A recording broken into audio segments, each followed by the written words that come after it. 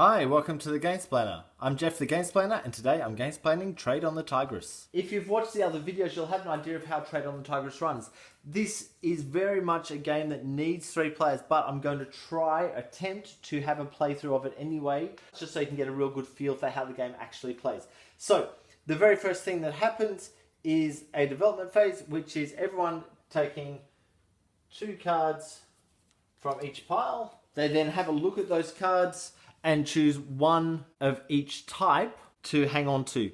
So we'll start with the player on the left here. The orange player is choosing between gaining one of the permanent cards and immediately moving 1 step towards dictatorship, or I can immediately discard one of these cards and change it for another one. I think that he'll hang on to that one. Then he can gain a local production, or he could move 1 towards Asher. I think he'll hang on to that one as well. The next player across, the purple player, these 2 cards are the same, so he'll just get rid of one of them and hang on to the other. And he thinks he'll go for the influence card because that'll allow him to discard 2, then draw 2 out of the basic goods rather than just gaining an extra one. So he'll be able to actually change things around. So he'll hang on to that one. And the white player, he could go this, which means that every time he turns in goat cards, he'll get 1 higher on the level of them, meaning he could turn in 1 and get a point for it, or he get a whole bunch and kind of that might be worthwhile 1, but it means he has to get goats. This one will push him towards democracy and gain him more cards. So he thinks he might actually go for this one to start with. And he thinks he might actually try for this, so you get 3 points every turn if he can keep that religion at neutral, which is basically in those spots. So move 1 either direction, rather than immediately moving 2 in the direction of Asher. Now that that's been chosen, each player flips their cards over and adds them onto their pile, and the others get put back onto the bottom of their decks. Okay, starting over here, we'll throw those 2 up there. Immediately, I'll do these as I put them in. So he immediately moves the orange marker 1 this direction. He immediately moves that orange marker 1 towards Asher. So he's heading over here. This then gains card number 1 and card number 35. Both those cards he's just gained will continually push his player that direction on the board. He doesn't want to get up to the end because that spot just there has less points, I think it's only 10, than the spot just before it. So you really want to get to the second highest spot on each one. So this one, he immediately discards 1 of these to gain a production. So I'll put that down there. And this one, he immediately moves his guy towards democracy. So I'll go up and do that. And he gains number 6, which will continually push him towards democracy.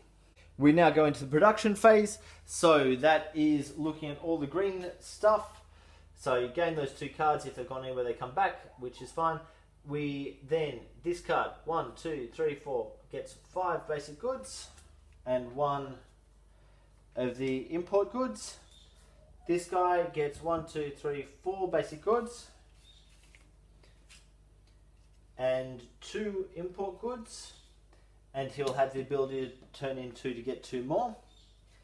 And over here we get 5 basic goods and 1 import good. Now you set your timer if you're playing with lots of people. I, however, am not, so just deal with it. So the guy on the left, yellow or orange, he'll keep those 2 for the moment. He has 2 rocks, so he's going to be able to get some stuff out of that. This one will push him that direction towards Marduk.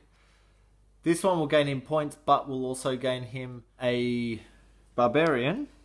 It's probably worthwhile doing that one to start with, but he wants to get more clay. So let's see how it goes. I'll play this open so you can see what's going on. Now, something I didn't say in the Gamesplanation is that when you're trying to do the trade, you don't have to tell the truth about what's on the bottom of the cards. You do, however, have to tell the truth about what's on the top of the cards.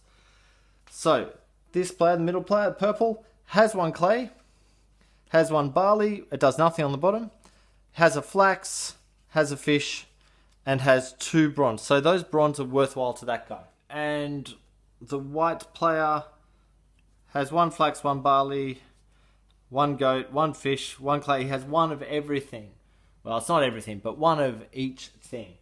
So he's going to be trying to get rid of some stuff. So the timer, before we go into the trading, however, this player can get rid of 2 of his cards, the basic goods cards that is, for 2 more cards. And he might do that. He might get rid of these 2. So they go straight to the discard pile. He takes 2 fresh cards. And he's managed to pick up goats. So he's actually going after some goats. We now go into the trade. This player will trade the clay, but he wants to trade for a goat. So this player will happily do so. This player is looking for fish or goats or barley.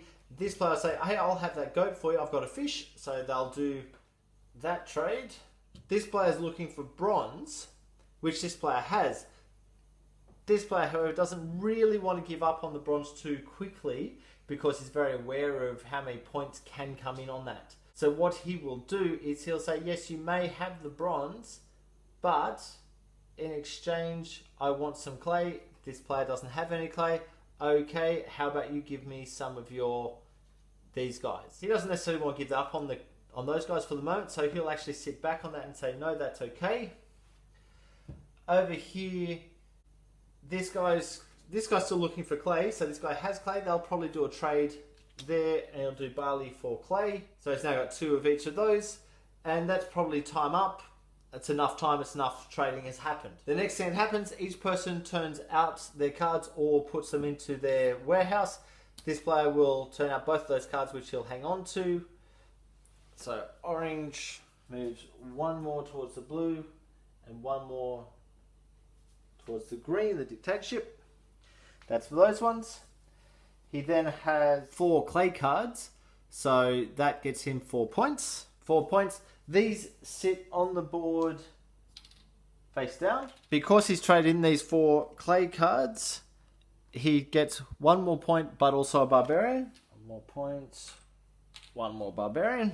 He also gets 1 more culture, and then pushes 1 towards Ashur and Marduk. So 1 more culture, pushes 1 more this way, but then pushes 1 back that way. So those 2 actually cancel each other out, and he stays exactly where he was.